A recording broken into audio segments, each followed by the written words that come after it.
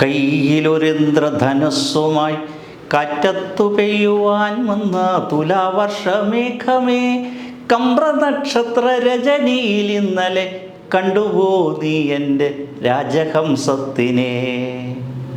സർഗപ്രതിഭയിൽ വൈവിധ്യങ്ങളായ വിഷയങ്ങളിലൂടെ ലാവണ്യാനുഭൂതിയിൽ 1000 പാദസ്വരങ്ങൾ കിലുക്കി കവിത, cinema, നാടകശാഖകളിൽ ഇന്ദ്രധനുസ് തീർത്ത് ഭാവനയുടെ അനന്തപഥങ്ങളിൽ സ്വർണ്ണച്ചാമരം വീശി മലയാളികളുടെ ഗാനസങ്കല്പങ്ങളിൽ വേറിട്ട ശീലങ്ങളും ശൈലിയും സമ്മാനിച്ച വയലാർ ഓർമ്മയായിട്ട് അരനൂറ്റാണ്ടാകുന്നു. തൻ്റെ കവിതകളെയും ഗാനങ്ങളെയും അനശ്വരമാക്കി ഈ ഭൂമിയിൽ നിന്നും ഭൗതിക ശരീരം വെടിഞ്ഞിട്ട് 50 വർഷം തികയുന്നു. വയലാർ ഗാനങ്ങളുടെ ഈരടികളും ശീലുകളും കേൾക്കാതെ മലയാളി ഒരു ദിവസവും പിന്നിടുന്നില്ല. കവിതകളിലും സിനിമാ നാടകങ്ങളിലും പാട്ടുകളിലും വയലാർ എഴുതി നിറച്ചത് മനുഷ്യ മനോവിചാരങ്ങളുടെ വൈവിധ്യപൂർണതയാണ്. ലളിതവും അർത്ഥസമ്പുഷ്ടവുമായ വാക്കുകളിൽ കോരിയെടുത്ത് വയലാർ എഴുതിയ വരികളിൽ മലയാളിയെ കൊതിപ്പിക്കുന്ന ഒരുതരം വശ്യമനോഹരത നിറഞ്ഞാടി. 1928 മാർച്ച് 25 വെള്ളാരപ്പള്ളി കേരളവർമ്മയുടെയും വയലാർ രാഘവപ്പറമ്പിൽ അമ്പാലിക തമ്പുരാട്ടിയുടെയും മകനായി വയലാർ രാമവർമ്മ ജനിച്ചു. ഔപചാരിക സ്കൂൾ വിദ്യാഭ്യാസത്തോടൊപ്പം അന്നത്തെ ഗുരുകുല സമ്പ്രദായത്തിൽ സംസ്കൃത പഠനവും അഭ്യസിച്ചു. അക്കാലത്ത് ആരംഭിച്ചതാണ് കുട്ടൻ എന്ന ഓമനപ്പേരിൽ കുടുംബവൃത്തങ്ങളിൽ അറിയപ്പെട്ടിരുന്ന രാമവർമ്മയുടെ കവിതാകമ്പം. വള്ളത്തോളും ജി ശങ്കരക്കുറുപ്പുമായിരുന്നു അദ്ദേഹത്തെ കവിയാകാൻ പ്രചോദിപ്പിച്ച കവികൾ. എന്നാൽ ചങ്ങമ്പുഴയായിരുന്നു വയലാറിൻ്റെ കവിത്വത്തെ ഏറെ സ്വാധീനിച്ച കവി. കുട്ടിക്കാലത്ത് തന്നെ അച്ഛൻ മരിച്ചുപോയി. അച്ഛൻ ഉറങ്ങിക്കിടക്കുന്നു നിശ്ചലം എന്ന് തുടങ്ങുന്ന ആത്മാവിലൊരു ചിത എന്ന തൻ്റെ കവിതയിൽ ആ ദുഃഖവും സാഹചര്യവും വയലാർ വരച്ചിട്ടുണ്ട്. കവിത്വത്തിൻ്റെ സിദ്ധിയും സൃഷ്ടിയിലെ സൗന്ദര്യം കൊണ്ട് സവിശേഷമായ ശ്രദ്ധയെ ആകർഷിക്കാൻ കഴിഞ്ഞ കവിയാണ് വയലാർ. 1956 കൂടപ്പിറപ്പ് എന്ന സിനിമയ്ക്ക് ഗാനങ്ങൾ എഴുതിക്കൊണ്ടായിരുന്നു സിനിമാ രംഗത്തേക്ക് തുടക്കം.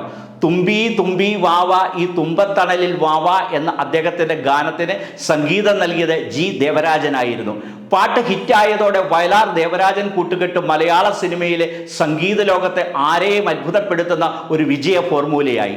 പിന്നീടുള്ള 19 വർഷക്കാലത്തിനുള്ളിൽ അവരിരുവരും സഹകരിച്ചത് ഏതാണ്ട് 135ഓളം ചിത്രങ്ങളിലാണ്. കമ്മ്യൂണിസ്റ്റ് പ്രസ്ഥാനവുമായും പുരോഗമന സാംസ്കാരിക സാഹിത്യ പ്രസ്ഥാനങ്ങളുമായി ബന്ധപ്പെട്ട് പ്രവർത്തിച്ചു. വിപ്ലവ പ്രസ്ഥാനങ്ങളുടെ ഈറ്റില്ലം കൂടി ആയിരുന്നല്ലോ വയലാർ. വയലാറിൻ്റെ ജീവിതത്തിൽ പുരോഗമന ചിന്തകൾക്ക് വിത്തുപാകാൻ ഇത് സഹായിച്ചു. ഒക്ടോബർ 27 ഐതിഹാസികമായ പ്രക്ഷോഭം നടന്ന പുന്നപ്ര വയലാർ ദിനമാണ്. അന്നു തന്നെയാണ് വയലാർ മരിക്കുന്നതും. യാദർച്ഛികമെങ്കിലും അനിതസാധാരണമായ ഒരു സമന്വയം ഈ അനുസ്മരണത്തിൽ കവിയുടെ കഥാശേഷവും ചരിത്രത്തിൻ്റെ ഇഴചേർന്ന് കിടക്കുന്നു. വയലാർ വ്യത്യസ്തനാവുന്നത് തൻ്റെ രചനകളിലെ ക്രാന്തദർശിത്വം കൊണ്ടായെന്ന്. 1948 തന്നെ പാദമുദ്രകൾ എന്ന പേരിൽ അദ്ദേഹം തൻ്റെ ആദ്യ കവിതാ സമാഹാരം പുറത്തിറക്കി.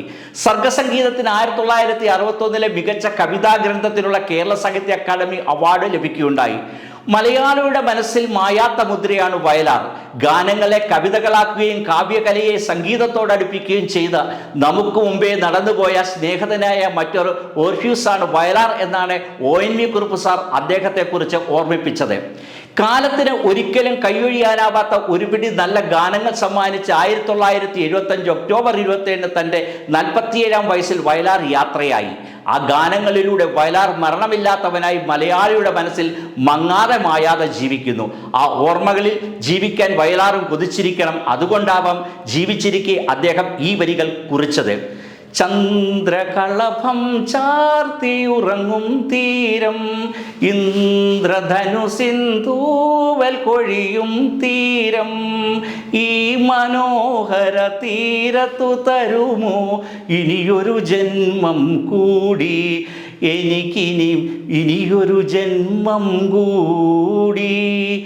ഭാരതീയ പൈതൃകത്തെയും മാർക്സിയൻ പ്രത്യയശാസ്ത്രത്തെയും ശാസ്ത്രബോധത്തെയും കാൽപ്പനികതയുടെ അകമ്പടിയോടെ തൻ്റെ ഗാനങ്ങളിൽ സമന്വയിച്ചുകൊണ്ടാണ് വയലാർ ചെയ്തത്.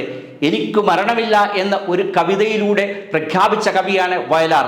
ഇനി എത്ര വസന്തങ്ങൾ കഴിഞ്ഞാലും ഈ ഗാനസൗരഭ്യം മലയാളത്തിൽ നിലനിൽക്കും.